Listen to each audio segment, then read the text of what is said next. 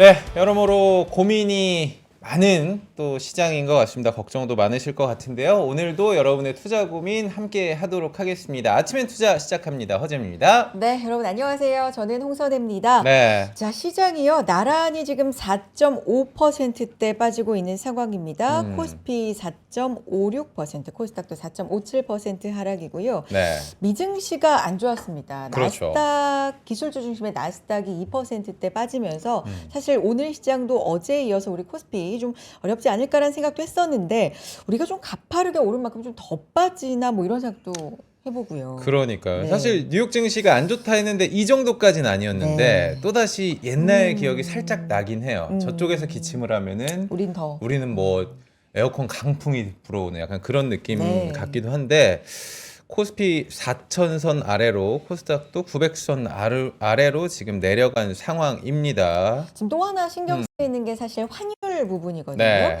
달러가 강세 쪽으로 지금 갔다. 그래서 달러 인덱스가 100을 지금 상회하면서 우리 환율 1,447원 지금 기록을 하고 있는 상황이어서 환율도 시장에는 좀 부담이 되지 않나라는 생각이 들고요. 네. 지금 코스피가 3,930선까지 단숨에 187포인트 빼고 있는 상황. 코스닥도 883선 위치에 있네요. 오늘 하락을 사실 좀 어떻게 봐야 될지 그렇습니다. 궁금하기도 하고. 네, 오늘 뭐 일단은 뉴욕 증시 그리고 AI 고점 논란 때문에 이런 결과들이 좀 나오고 있으니까 좀 미국장도 저희가 한번 살펴봐 드리도록 하겠습니다. 네. 일단은 본격적으로 들어가기에 앞서서 우리 댓글창에는 드디어 우리 홍선혜가 돌아왔다 이런 이야기가 좀 들리는 것 같습니다. 오늘 장이 좀 괜찮았다면 제가 좀 환대를 했을 텐데 그렇지 못했습니다. 이틀간 좀 힘들었어요. 선혜 씨가 없어가지고 너무 잘하셨다고. 다들 저 없어도 된다고 뭐. 홍하나 어디 갔냐라고 찾으셨는데 너무 오늘 또 감사했고. 우리 네. 선혜 씨가 힘든 상황 속에서 돌아오셨으니까 조금 더 네. 냉철한 시선으로 파이팅 있게. 우리 고민도 함께 좋아요. 살펴보도록 하겠습니다. 세미나 안내 좀 해드릴까요? 그렇죠. 저희 네. 오프라인으로 한번 가보도록 하겠습니다. 어제 저희가 잠실에서 굉장히 많은 분들 만났거든요. 맞아요. 네. 이번엔 일산으로 여러분들 초대를 하도록 하겠습니다. 11월 7일 금요일입니다. 오후 3시 30분부터 2시간 동안 여러분과 함께 투자 유망 종목을 또 창구 대개방을 해보도록 하겠습니다. 일산 WM 센터인데 저희가 세 분 출격을 하시죠. 이혁진 차장님, 박지은 부장님, 소진우 과장님. 저희 방송 통해서 아마 진짜 알찬 내용 전해주신 세 분이 한 번에 이제 출동을 해주시는데 네. 내년도 국내외 투자 전략입니다. 지금 어느덧 올해가 2달이 안 남았어요. 2달 안 남았죠. 그러니까 내년 전략에 대해서도 꼼꼼하게 살펴봐 드릴 텐데요. 많이 신청해 주시고요. 한 가지만 안내해 드리면 여기가 주차 지원이 좀 안 될 수도 있다. 저희가 그래요? 사실 뭐 주차 지원은 한 번도 그러니까. 이야기를 안 드리긴 맞아요. 했는데 네. 워낙 이쪽이 좀 주차가 힘들다고 해서요. 혹시나 불편하실까 봐. 네, 여러분들 네. 대중교통 이용을 좀 추천을 드려보도록 하겠습니다. 네. 세미나 따끈따끈하게 또 하나 있어가지고 이것도 한번 알려드리도록 할게요. 문정동으로 한번 네. 가보도록 하겠습니다. 여기는 두 분 출격하신대요. 문정동 WM센터 오프라인 세미나입니다. 소진웅 과장님, 이혁진 차장님, 핵심 주도주를 공략하라. 여기서는 종목 얘기 중심으로 좀 많이 나올 것 같죠. 네. 근데 사실 앞선 일산도 박지은 부장님이 늘 기승전 종목이다. 맞아요. 강조해 주시니까 네. 어느 세미나를 가시나 아마 종목 얘기 좀 많이 들어보실 수 있을 것 같고요. 문정동은 언제예요? 문정동은요 11월 13일 금요일입니다. 마찬가지로 오후 3시 30분부터 2시간 동안 오프라인으로 여러분들 만날 예정이니까요. 네. 송파, 분당 못 갔다 하시는 분들은 문정동 또 가까우니까 맞아요. 네, 많은 신청 부탁드리도록 하겠습니다. 자, 오늘 함께 해주실 분 소개해 드리겠습니다. 네. 이분이면 간밤에 미증시 하락을 어떻게 봐야 되는지 좀 생각을 냉철하게 말해 주실 수 있을 것 같아요. 모셔볼까요? 네. 만나보도록 네. 하겠습니다. 근 뭐 한 달 가까이 이분을 못 뵌 것 같아요. 우리 N2의 압구정 WM센터 재경 1본부의 정우창 부장님 함께 하도록 하겠습니다. 나와주시죠. 안녕하세요. 네, 안녕하십니까? 네. 네, 안녕하세요. 네. 시장이 좀 많이 빠지는 날 나오셔서. 네. 제가 나올 때 이런 적이 좀 많았었던 것 같아요. 그래요? 네. 제 기억에는 장이 좀 안 좋을 때 출연을 좀 많이 좀 했었던 것 같다. 네. 그래서 저도 뭐 시장에 대해서 항상 좋게 보고 주식에 대해서 연구를 많이 하지만 네. 이렇게 하락할 때는 저도 좀 힘들고 마음도 아프고 그쵸. 좀 그때 그랬어야 했나 이런 후회도 들고 뭐 매한가지다 이렇게 말씀드리겠습니다. 이런 날 좀 멘탈 흔들리시는 분들 계시니까 저희 1시간 동안 좀 멘탈 케어를 할 수 있는 뭐 네. 오늘의 한 장면 이런 것들도 있잖아요. 예, 네, 맞습니다. 들어가기 전에 네. 소개 한번 해주시고 바로 네. 오늘 본론 들어가 보도록 하겠습니다. 예. 저는 뭐 이제 압구정센터에서 근무하고 있는 정우창 그 PB고요. 해외 주식 전문으로 해서 고객들 솔루션을 제공을 해드리고 있습니다. 뭐 지금 뭐 방송 보고 오시는 분도 계시고 지금 소개를 고객분들 많이 해주셔서 제가 이제 3월부터 PB 업무를 시작했는데 이제 조금씩 고객분들이 생기고 있는 추세고요.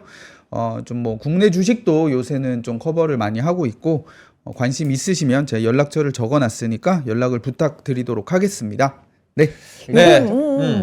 그래요. 지금 뭐 사실 미증시 중심으로 해서 글로벌 중심으로 해서 여러 얘기 해주시는데 오늘은 사실 우리 시장도 좀 많이 빠지고 있어서 그렇죠. 우리 시장부터 일단 조금 진단해 주시면 좋을 것 같거든요. 지금 지수가요 거의 뭐 5% 가까이 코스피 코스닥이 좀 빠지고 있는 그렇네요. 상황이어서 네.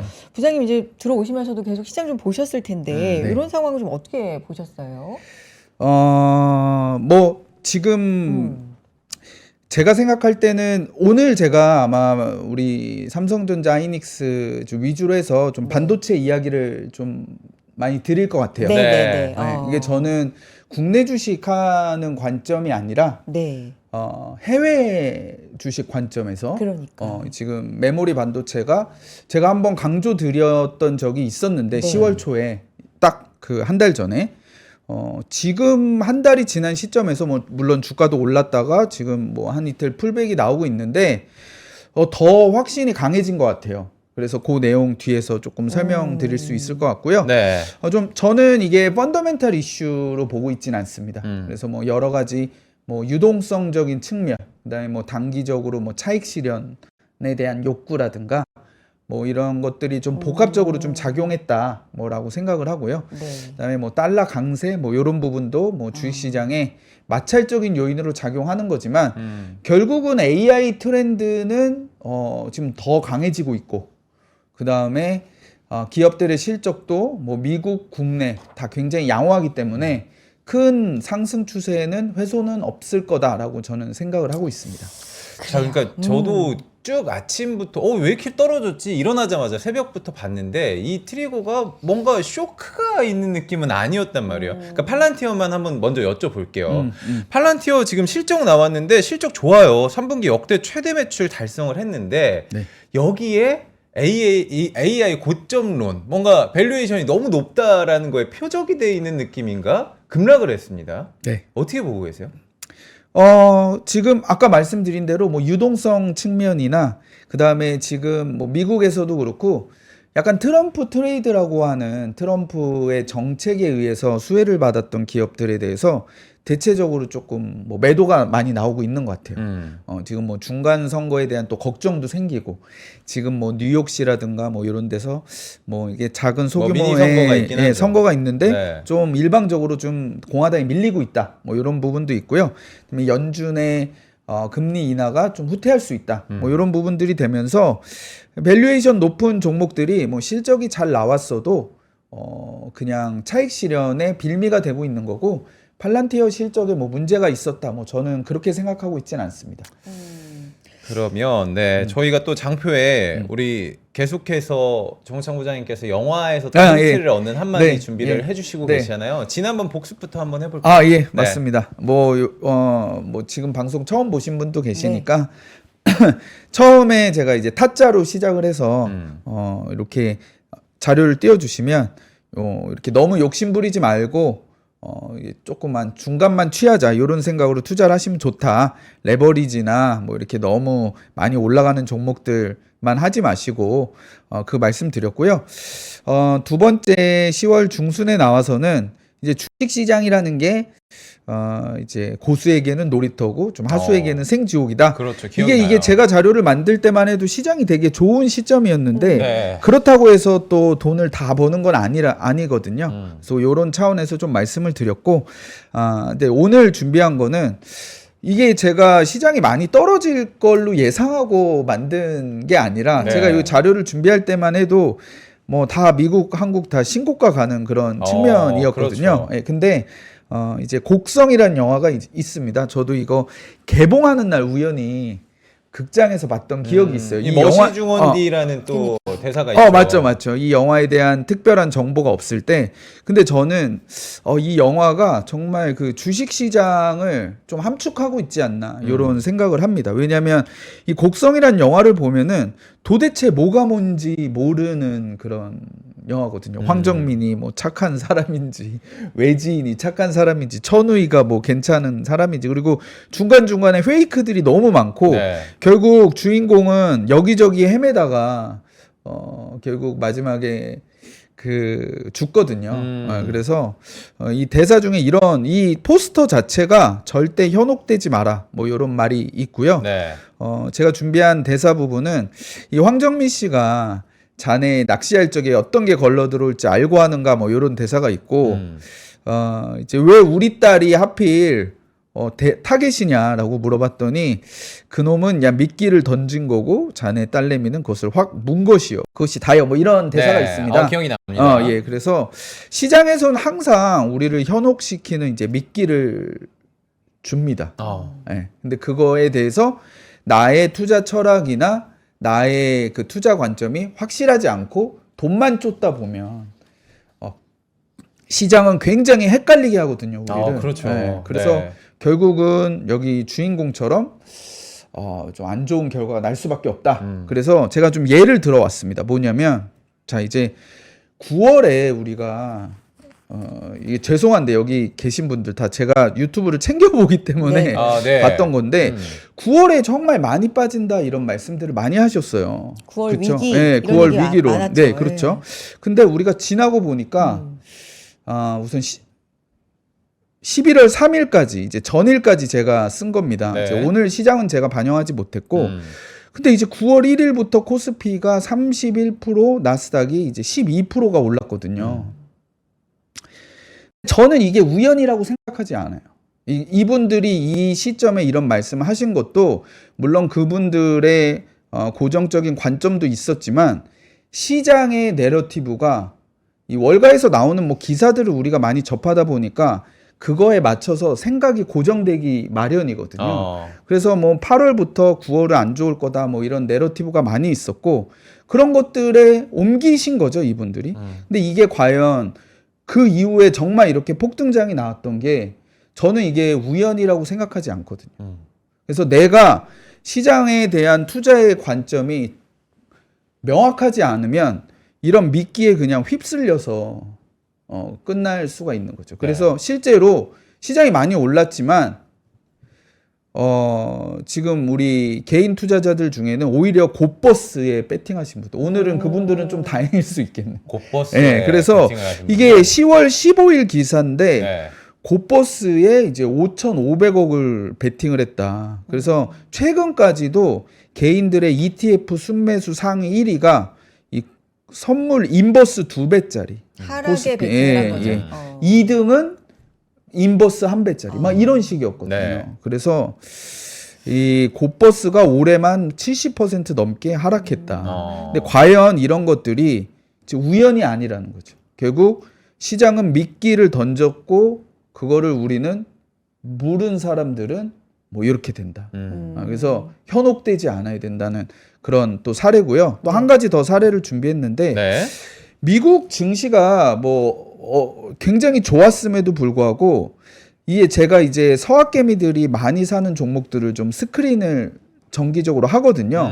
근데 한 10월 한 20일부로 보통 우리 뭐 엔비디아나 테슬라 뭐 이런 것들이 대다수를 기록을 하는데 이제 비욘드 미트라는 주식을 국내 미국 주식 중 2번째로 많이 샀다라고 합니다. 그래요? 10월 말에. 저게 정말 밈으로 많이 돌았었던. 맞습니다. 네. 투자자분들이 콩고기라고 부르시죠. 그렇죠. 네. 오죽하면 이 비욘드 미트의 시가총액의 23%를 지금 한국 투자자가 매수를 했다. 그래요? 네. 예.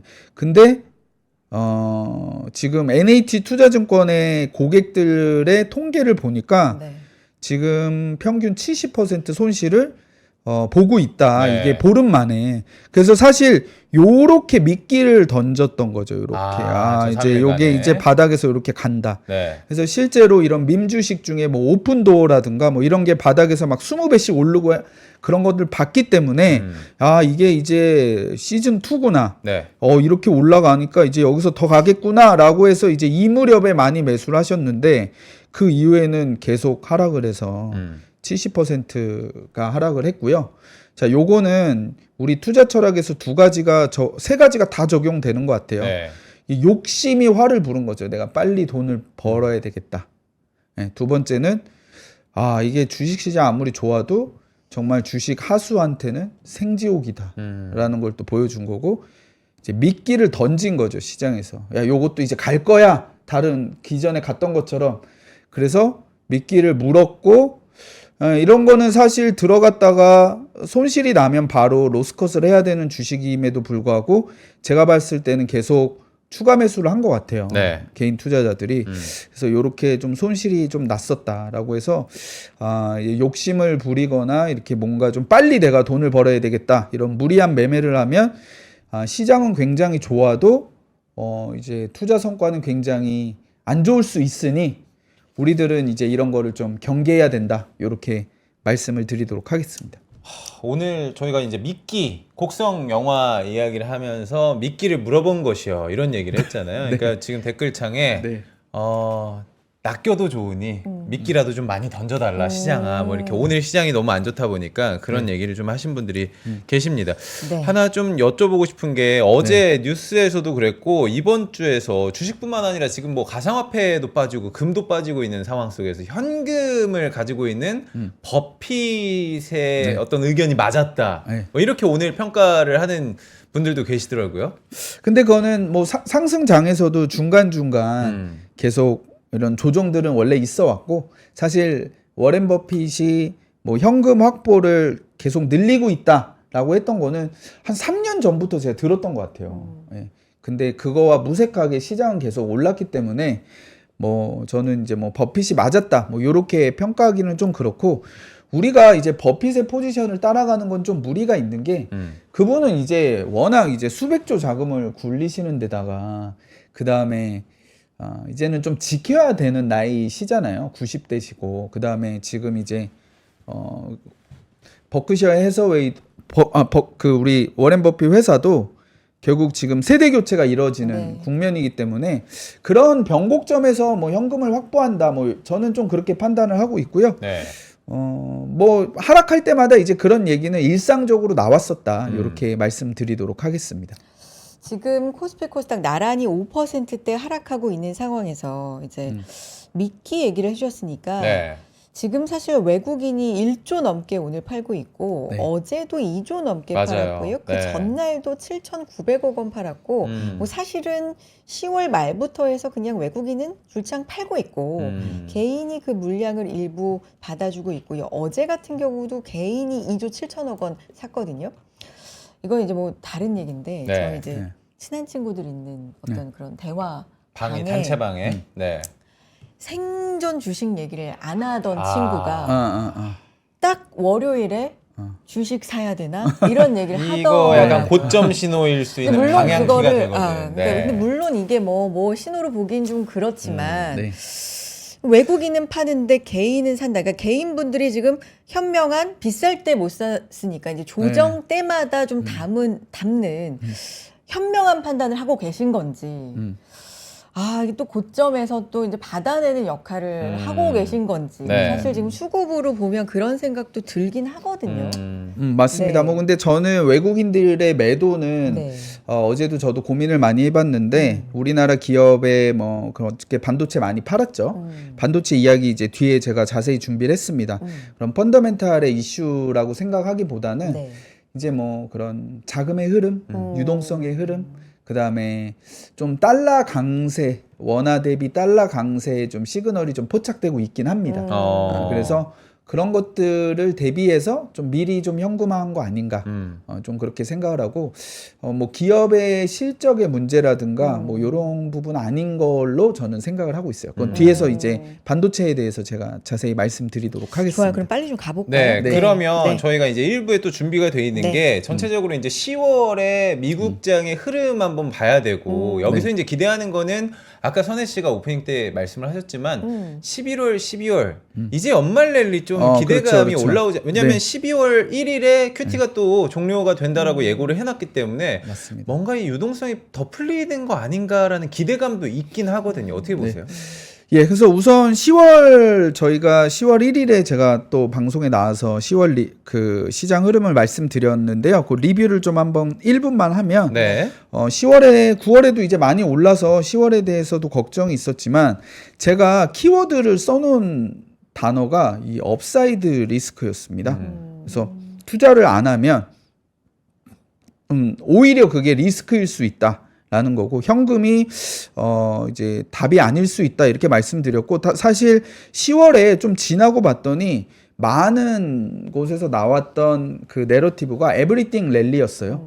그래서 좀 그런 식으로 봤었고요. 11월 지금 시작이 안 좋아서 저도 좀 걱정되긴 하는데 제 생각은 10월 말 지수보다는 12월 연말 지수가 지금보다는 날 것 같다라고 생각을 합니다. 네. 물론 중간중간에 이런 왔다 갔다까지는 제가 맞출 수는 없는데 근데 이제 여기서 이제 오늘 뭐 반도체나 이런 게 많이 떨어졌고 미국도 많이 떨어졌기 때문에 저도 좀 걱정되긴 하는데 이런 전체 장세를 봤을 때 저는 이제 종목이 차별화 장세가 굉장히 예상이 되고 특히 AI 인프라 기업에 다시 한번 주목해야 된다. 좀 요런 의견이고요.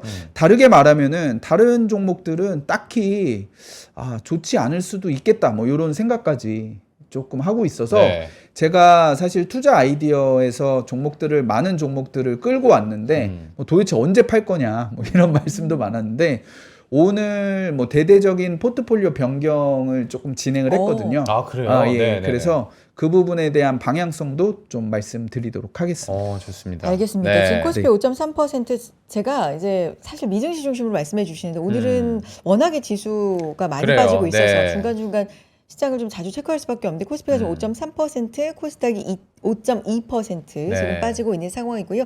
삼성전자가 6%대 하락, 하이닉스가 거의 지금 뭐 7.8%, 8% 가까이 빠지고 있는 상황입니다. 지금 댓글창에도 남겨주시는데 네. 뭐 유동성에 이제 문제가 있다. 그리고 미국에서는 이제 셧다운이 최고 기록과 타이. 그렇죠. 그렇죠? 여기서 이제 더 최고 기록, 장기 기록이 될 수 있다. 뭐 이런 상황 속에서 오늘의 하락을 어떻게 봐야 되는 건지 뒤에서 조금 더 얘기해 주신다고 하니까 바로 네. 광고 좀 보고 올까요? 빨리 네. 오늘은 광고 보고요. 뒤쪽에 또 반도체 섹터도 네. 오늘 이야기를 준비하셨다고 하니까요. 잠깐 여러분들 광고 듣고 오도록 하겠습니다.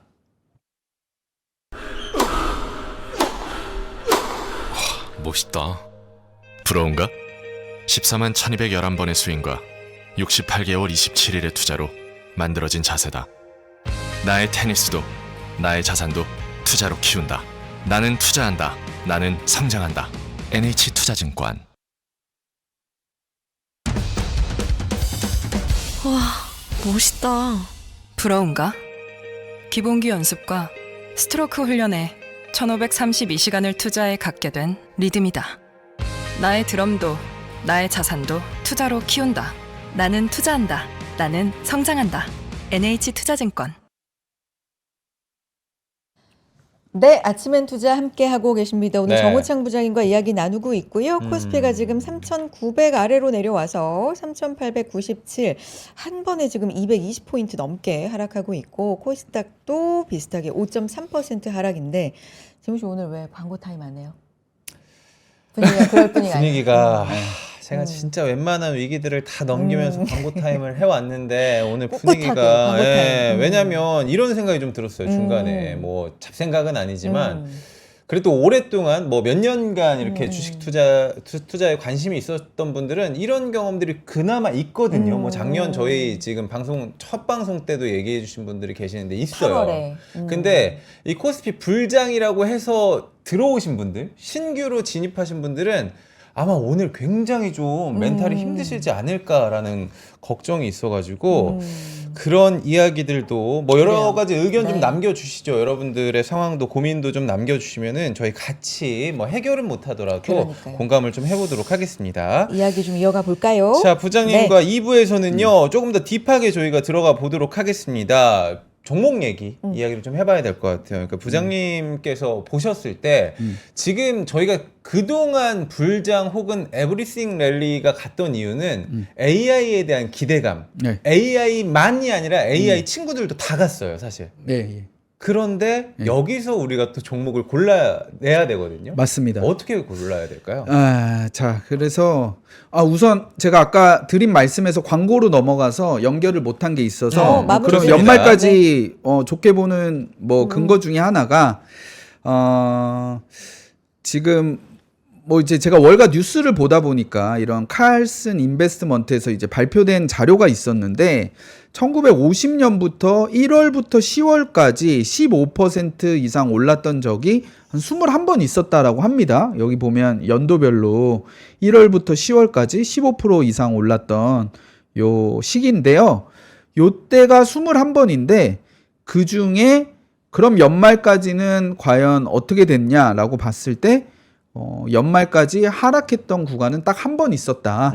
그래서 1월부터 10월까지 뭐 한 15% 이상 올랐던 적에 연말까지 상승률 확률은 과거에는 이제 95%가 넘었었다라는 걸 좀 말씀드리고요. 물론 뭐 이게 과거의 통계니까 또 이어진다라는 거는 좀 뭐 논리적 비약일 수는 있는데 이 확률이 과거에 이렇게 높았다라는 건 또 이제 가볍게 보긴 좀 어렵겠다. 저는 좀 그렇게 생각을 하고요. 네. 그다음에 이제 시장에 이제 어떤 종목을 좀 투자를 해야 되냐 뭐 이런 걸 봤을 때 우리가 이제 빅테크 실적을 좀 중요하게 저는 좀 어닝콜을 들어봤습니다. 그래서 제가 직접 투자하고 있는 종목들도 있고 과연 그들이 좀 어떻게 이야기를 하느냐 뭐 이런 거를 들어봤는데 지금 빅테크 실적은 실제로 굉장히 잘 나왔습니다. 그래서 예상치도 사실 전년 대비 뭐 20-30% 상승을 예상하는 그 예상 EPS였는데 그것보다도 이제 더 잘 나온 기업이 이제 구글하고 아마존이 꽤 크게 잘 나왔어요. 네. 그래서 실제로 이 두 기업 주가가 어닝 시즌에 굉장히 괜찮았었고요. 다른 기업들도 어닝보다 그 예상치보다 떨어진 건 아니기 때문에 어닝 쇼크는 아니었다. 뭐라는 부분인데 근데 이제 제가 주목해서 들었던 포인트는 뭐냐면 저는 이걸 조금 강하게 말씀드리면 저는 이 빅테크 실적 발표 어닝콜을 듣고서 생각한 거는 오히려 이제 빅테크는 투자 매력도가 좀 떨어지는 거 아니냐라는 생각을 솔직히 했습니다. 그래요? 예, 왜 그러냐면 이제 메타가 단연 먼저 그런 그 징후를 보여줬는데 투자를 이제 너무 공격적으로 한다는 거죠. 그래서 지금 이 빅테크 기업들의 자본 지출 전망치가 지금 굉장히 높게 상승을 하고 있거든요. 네. 그래서 결국은 이들이 AI 시대의 승자가 되기 위해서 돈을 많이 투자하는 건 맞죠. 맞는데 시장에서는 그래도 버는 돈 안에서 하니까 괜찮지 않냐 뭐 이렇게 했는데 우선 빅테크 안에서도 메타가 현금 흐름을 훼손해 가면서 네. 이익률을 훼손해 가면서 더 공격적으로 하겠다. 예. 그래서 이제 시장에서 굉장히 지금 우려가 있었고, 이런 것들을 봤을 때, 지금 빅테크가 어떤 이유에서건 AI 투자를 더 공격적으로 할 수밖에 없구나. 그러면 상대적인 매력도 측면에서 봤을 때, 이 빅테크보다는 반도체가 더 좋은 거 아니야? 뭐 이런 생각을 저는 좀 강하게 하게 됐어요. 네. 그래서 특히 뭐 마이크로소프트 같은 경우 어닝콜에서 이제 어떤 코멘트가 있었냐면 이제 캐펙스 투자 증가율을 내년에 더 올리겠다 이런 말을 했거든요. 그러면은 우리가 일상적으로 투자를 더 많이 하겠구나라고 생각하실 수 있는데 이제 그게 아니고 상승률을 더 높이겠다라고 얘기를 했거든요. 그래서 성장 상승률을 더 높이겠다. 네. 그러니까 이게 진짜 가능한가 이게 저는 좀 의심이 될 정도인데 뭐냐면 마이크로소프트가 올해 캐펙스 투자 증가율이 전년 대비 50%가 넘습니다. 네. 근데 내년에 이것보다 상승률을 더 높게 하겠다. 더 높게 하겠다. 그러면은 도대체 얼마를 쏟아붓는다는 건지 상상하기 사실 힘든 정도거든요. 자금 조달을 어디서 하나요? 뭐 마이크로소프트는 뭐 아직까지 뭐 잉여 자금도 많고 돈을 또 워낙 많이 법니다. 돈을 워낙 많이 버는데 이게 메타에서 그런 시그널이 나왔거든요. 네. 버는 돈보다 더 투자하겠다. 근데 이게 이제 다른 빅테크 기업들에게도 좀 이제 번질 수가 있겠다. 그러면 사실 돈을 쏟아붓는 거는 팩트고 그 다음에 이 리턴이 돌아올 거에 대해서는 좀 불확실성이 있는 거잖아요. 결국 나중에 더 큰 수익을 위해서 투자하지만 그 시기가 언제인지 알 수 없고 그 다음에 누가 승자가 정말 될지 알 수 없고 정말 그냥 골고루 나눠 먹을지 아니면 특정 회사가 그냥 독식할지 독식을 할지. 뭐 이런 네. 것도 알 수 없는 상황에서 이제 AI 투자를 이렇게 빅테크들이 더 공격적으로 한다라는 거는 빅테크 주주들 입장에서는 이건 리스크일 수도 있고 반면에 이거는 뭐 우리나라 반도체 기업이나 뭐 미국의 뭐 엔비디아 포함한 반도체 기업들한테는 굉장한 호재일 것 같다. 예, 그래서 지금 실제로 나오는 커멘트들이 뭐 엔비디아도 뭐 내년까지 다 솔드아웃, 뭐 하이닉스도 내년까지 다 솔드아웃, 뭐 삼성전자도 지금 HBM 기준으로는 다 솔드아웃이라고 하거든요. 그러면 상대적인 매력도 측면에서는 반도체가 더 괜찮지 않을까. 네. 저는 좀 그런 생각을 빅테크 어닝콜을 듣고 그런 생각을 해서 이러면 좀 포트폴리오에 대해서 대대적인 좀 변경을 생각해 봐야겠다 이런 생각을 했고요. 실제로 그 부분을 좀 단행을 좀 했습니다. 알겠습니다. 자, 조금 시장 또 좀 보고 올게요. 반응이 뭐 그다음 아니 왜냐하면 지금 코스피가 네. 6% 넘게 지금 지수가 네. 빠지고 있고요. 코스닥이 5.6% 빠져서요. 지금 코스닥 매도 사이드카가 28분 정도 지금 발동한 발동이 상황이고, 됐나요? 네. 지수가 6% 넘게 빠지네요. 3,872선 지금 기록하고 있는 상황입니다. 외국인 매도가 지속적으로 나오는데요. 지금 1조 1,000억 원 넘게 일단 지금까지 순매도 기록이 되고 있고 네.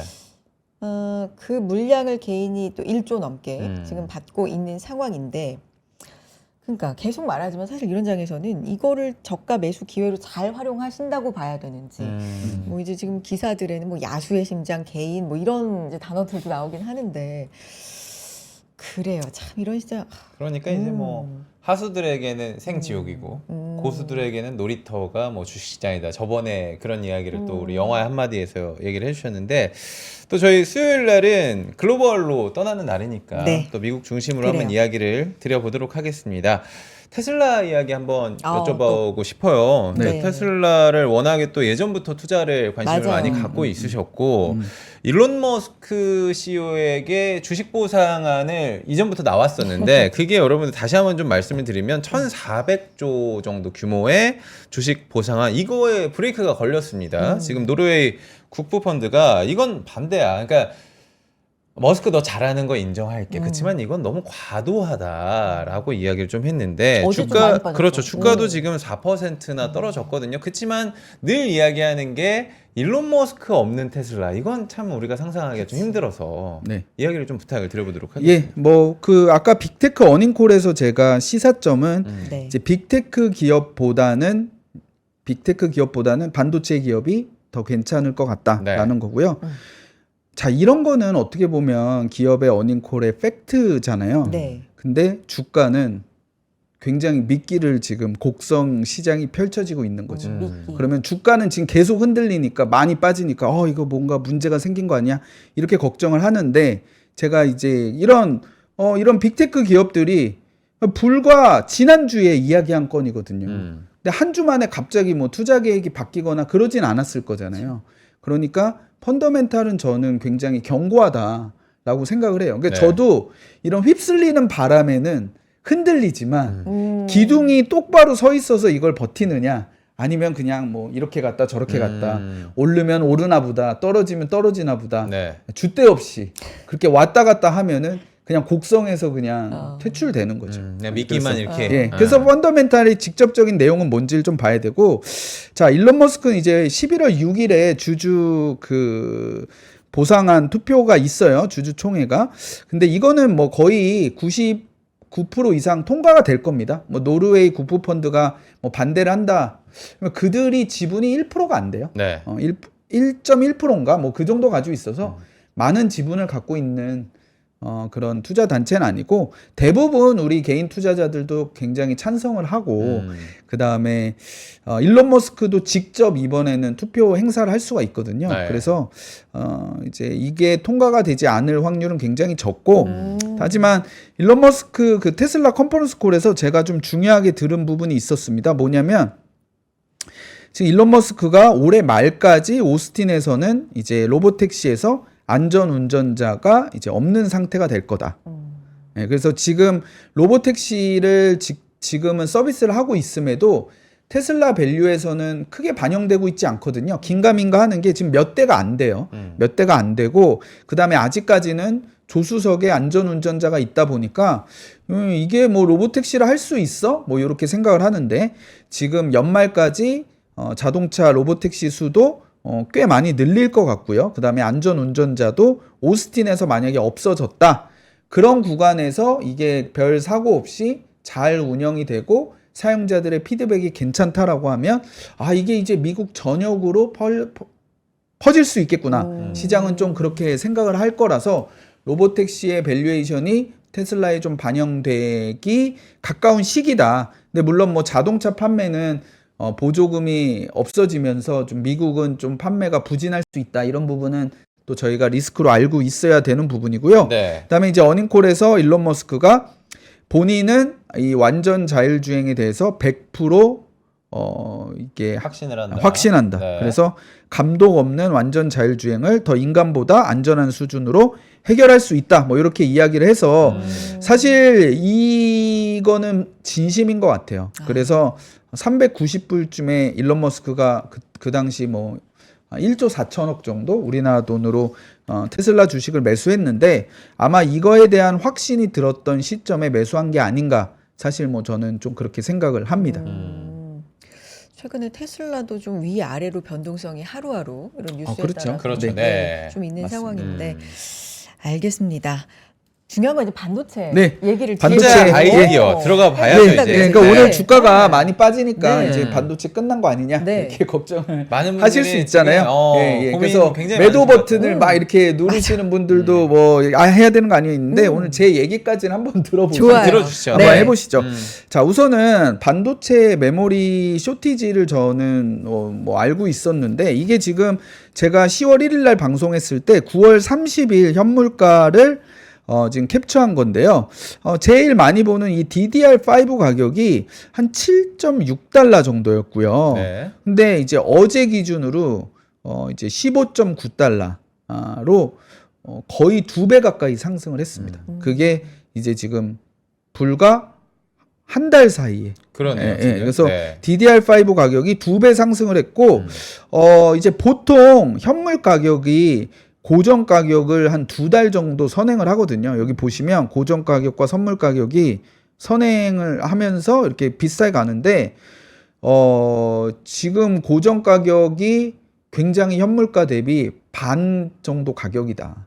네, 그래서 이 삼성전자 하이닉스가 뭐 월 단위나 분기 단위로 고정가를 협상을 하는데, 어제 뉴스 봤더니 뭐 이게 협상을 뭐 지금 삼성전자 같은 경우는 보류했다.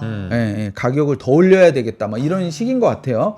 그래서 지금 어제도 주가가 많이 하락했지만 이 반도체 쇼티지에 의한 현물 가격 상승은 계속 지속되고 있다. 근데 제가 이 주식을 오랫동안 쳐다봤는데, 반도체 주식에 대해서 현물 가격이 올라가면 결국 고정가도 똑같이 올라가진 않더라도 올라가는 트렌드를 따라갑니다. 따라간다. 네. 그러면 반도체 기업의 생산량은 이미 정해져 있고 가격이 올라가게 되면 매출과 이익은 늘어날 수밖에 없는 거죠.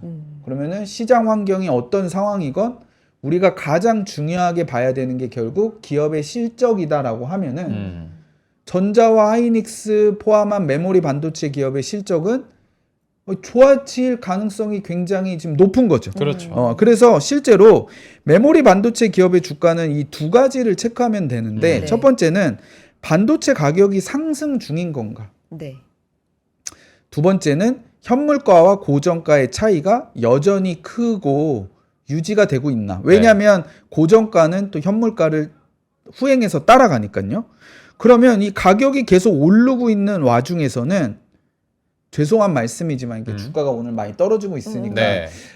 저 사람 또 무슨 소리 하는 거야 할 수 있지만 지금 실적이 어디까지 좋아질지는 사실 이 가격이 오르는 와중에는 예측하기가 어렵습니다. 네. 그래서 업사이드 리스크에 지금 직면해 있다라고 저는 메모리 반도체 기업들에 대해서 생각을 하고 있습니다. 네. 이거는 이제 현상인데 이 원인은 AI 데이터 센터 투자에 메모리 반도체의 비중이 굉장히 늘어나고 있다.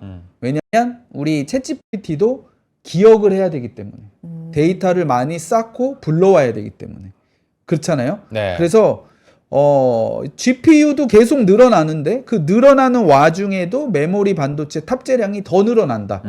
그래서 HBM에 투자를 하기 때문에 범용 메모리는 투자를 못해서 이 범용 메모리도 굉장히 쇼티지에 지금 직면해 있다.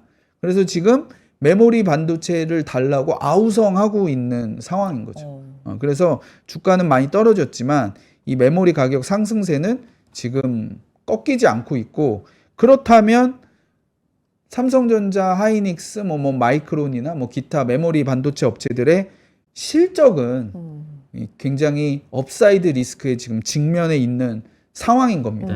예. 그래서 이런 거를 생각해 봤을 때 실적이 좋아지면 그 방향성이 맞다면은 주가도 단기간에 지금 너무 급등했기 때문에 조정도 조금 제가 봤을 땐 좀 너무 과격하게 나오는 것 같긴 한데 네. 매수 관점에서 대응하는 게 맞지 않나. 예, 저는 좀 그렇게 생각을 하고 있고요. 그 다음에 우리나라 기업이기 때문에 네. 이들이 버는 돈이 얼마인지 우리가 맨날 미국 기업 볼 때 EPS가 2달러다, 2.5달러다 이러면 감이 없잖아요. 맞아요. 그래서 한번 그거 얼마 버는데 라고 봤을 때 네. NH투자증권 우리 회사에서 10월 31일 날 추정한 게 죄송합니다. 이게 오타네요. 26년입니다. 26년. 네, 네네. 25년에 38조에서 내년에는 83조로 약 한 121% 상승할 걸로 좀 예상을 하고 있고요. 네. 하이닉스는 이제 41.6조에서 78조로 87.5% 상승입니다. 근데 지금 메모리 반도체 가격이 계속 올라가고 있기 때문에 이 추정치가 하향될 가능성보다는 더 올라갈 가능성이 지금 더 높은 겁니다. 그러면은 장난 아닌 거예요, 이게. 그냥 그렇게 버나보다가 아니고. 네. 그래서 제가 이 기업을 미국에 갖다 놓으면 과연 얘네가 어느 정도냐라고 한번 봤을 때 그러니까 우리 시장이 아니라 미국 시장으로 갖다 미국에 놓으면? 가도 네. 탑 10에 드는 수준입니다. 네. 시가총액은 보잘 거 없죠. 우리나라 기업이기 때문에. 근데 미국에 갔을 때 전자랑 하이닉스가 버는 돈이 미국의 우리 빅테크나 엔비디아나 브로드컴이나 이런 애들하고 비교를 해봐도 꿀리지 않는다. 그래서 어느 정도 수준인지 제가 봤더니 네. 자 이게 제가 어제 기준으로 블룸버그 기준으로 컨센서스로 조사를 한 건데 삼성전자가 거의 9위권이에요. 네. 그래서 브로드컴이라는 기업이 있죠. 지금 내년에 삼성전자와 영업이익이 붙습니다. 네. 근데 시가총액은 거의 3-4배 차이 나는 거죠. 그렇죠. 그러니까 이게 지금 내년에 영업이익 83조 번다는 게 미국에서도 8개 기업밖에 없어요. 네. 네. 근데 시가총액은 이들은 엄청나죠. 엔비디아가 삼성전자의 10배죠. 이익은 한 2배 정도 차이예요. 내년 기준으로. 하이닉스는 조금 더 어마무시하죠. 하이닉스가 어떻게 보면 브로드컴하고 실적이 거의 비슷한데 잘하면 추정치가 상향되면 제낄 수도 있겠죠. 근데 시총은 몇 배죠? 6배 차이라는 겁니다. 그래서 이렇게 이익의 규모 측면에서도 대단하네요. 절대 규모 네. 측면에서도 아. 그다음에 이익의 상승 확률에 대해서도 야 이거 바뀌는 거 아니야 이거 내년까지 다 솔드아웃이라고 했잖아요. 네, 그러면 이 실적의 솔리드한 부분 단단함은 신빙성 굉장히 높은 거고 지금은 상향 조정될 가능성이 높다고요. 네. 근데 지금 추정치만 해도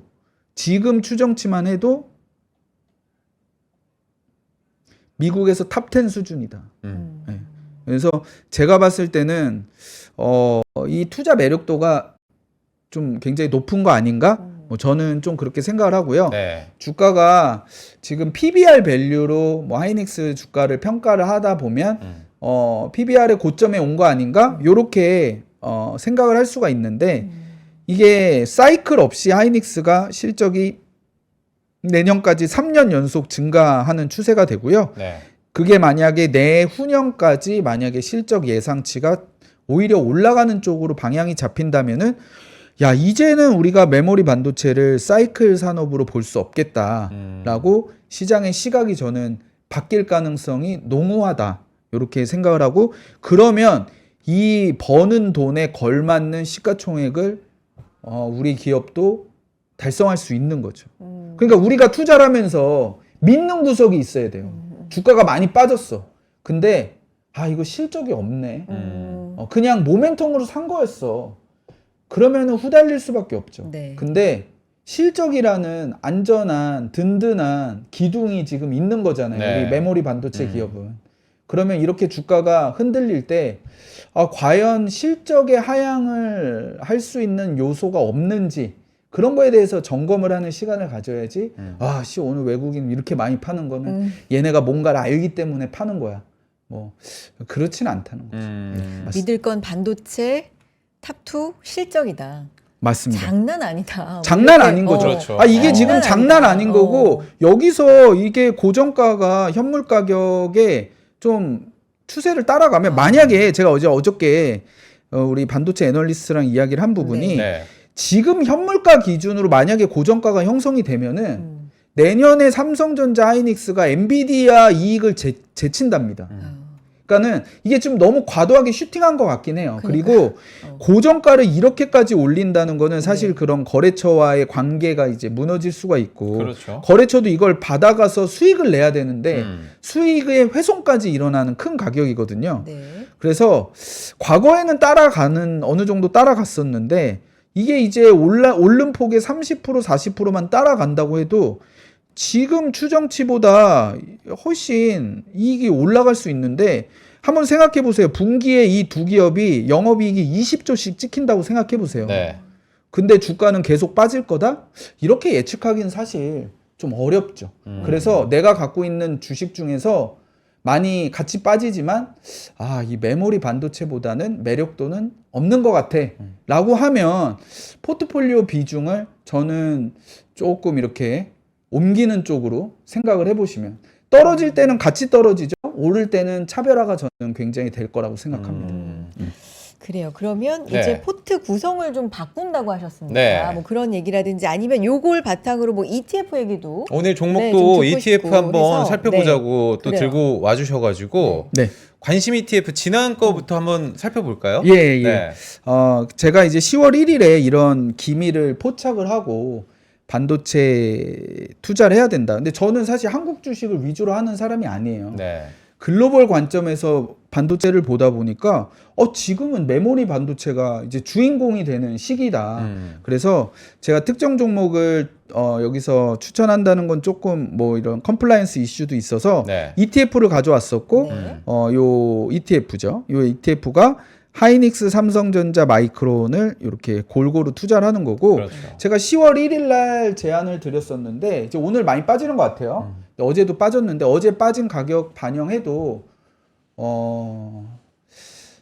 한 40% 정도 오른 것 같아요. 이거 지금 언제 말씀해 주셨죠? 예, 제가 한번 ETF? 지난 투자 아이디어를 보겠습니다. 네. 한번 좋아요. 띄워주시면요. 네. 자, 이게 나온 김에 같이 말씀드리죠. 네. 네.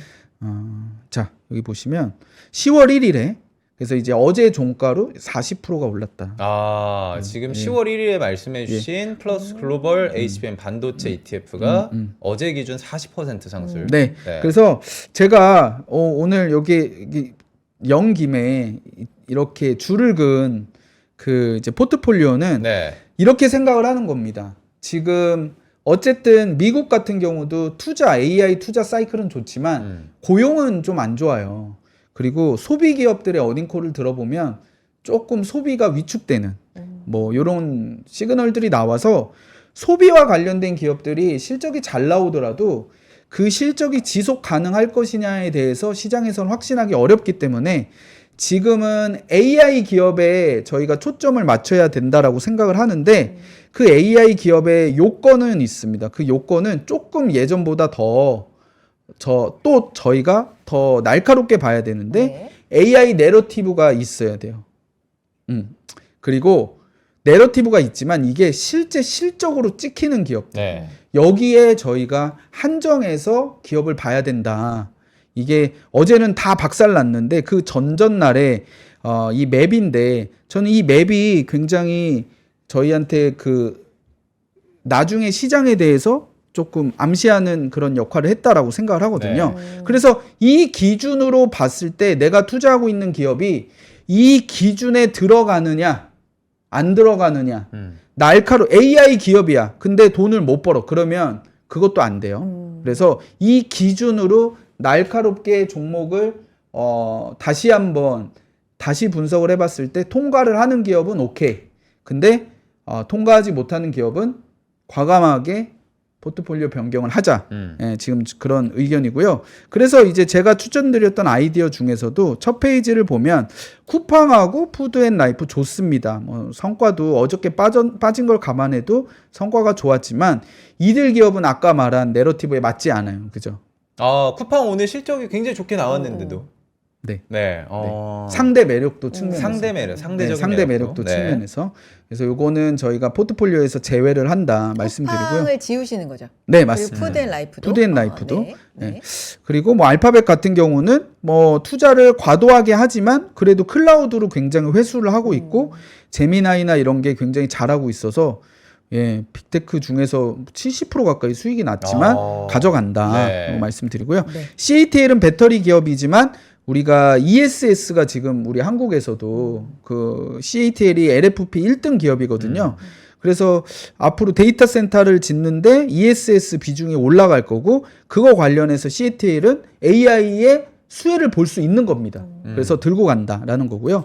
두 번째 페이지는 요 기업들도 다 이제 수익이 낮고 좋은 기업들입니다. 제가 네. 뭐 안 좋다라는 게 아니라 근데 아까 말한 대로 AI 내러티브에 들어가 있고 AI로 실적이 지금 찍히느냐 그거에 대해서는 퀘스천이면 이제 매도를 했다라는 거고요. 네.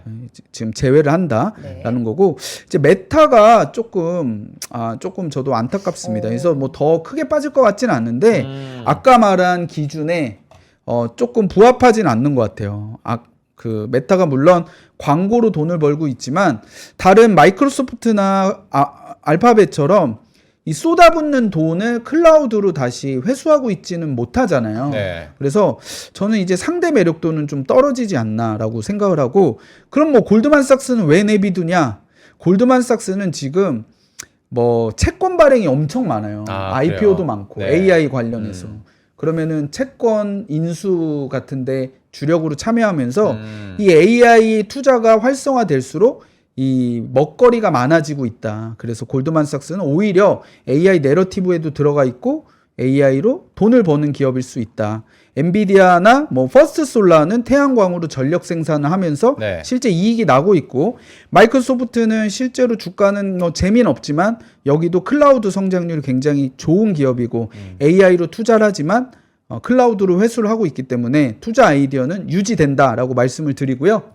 자, 마지막 페이지는 뭐 요런 기업들이 또 뭐 수익이 난 기업도 있고 손실이 난 기업도 있는데 네. 과감하게 AI 투자와 내러티브가 멀어진 기업들. 이 코어 위브는 사실 저도 고민을 했는데 AI 투자의 수혜를 보지만 아직까지는 순이익 구간이 아니거든요.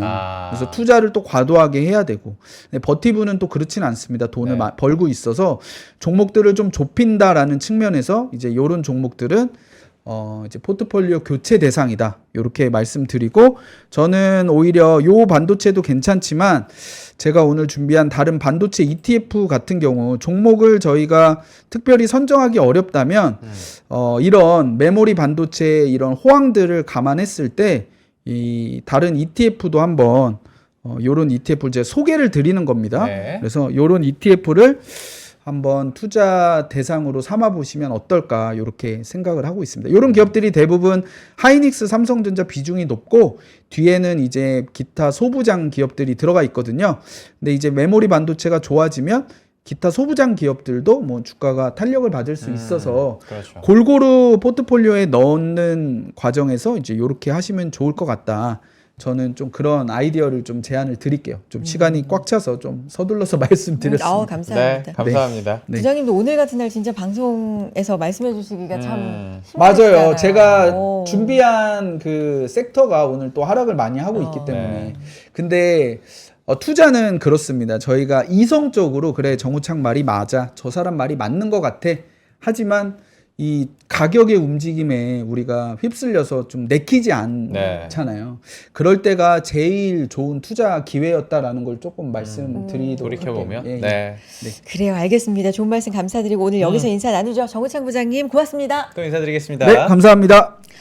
시장이 약간 돌리는 듯 하기는 약간, 하지만 네. 그래도 여전히 코스피 거의 5% 가까운 하락, 그러네요. 코스닥도 4.8% 하락하고 있는 상황이고요. 오늘 해외 증시 중심으로 봐도 뭐 니케이 같은 경우도 지금 4% 빠지고 있는 상황이긴 네. 합니다만, 네, 이런 부분들 우리는 환율도 지금 좀 맞아요. 네, 1,400 거의 48원, 9원 뭐 이렇게 움직이고 있어서 네, 이 부분도 좀 주시해야 될 사안인 것 우리 같네요. 나나님께서 방송이 머리에 네. 안 들어온다, 집중이 안 된다. 이렇게 왜냐면 마음이 오늘 굉장히 또 맞아요. 속상하신 네. 분들이 많으신데 그래도 또 많은 분들 1시간 동안 저희 아침엔 투자 함께 해주셔서 감사드리고요. 진짜 감사드립니다. 오후에는 조금 더 힘을 낼 수 네. 있도록 저희도 응원을 한번 해보도록 하겠습니다. 내일 인사드리죠. 여러분 고맙습니다. 고맙습니다.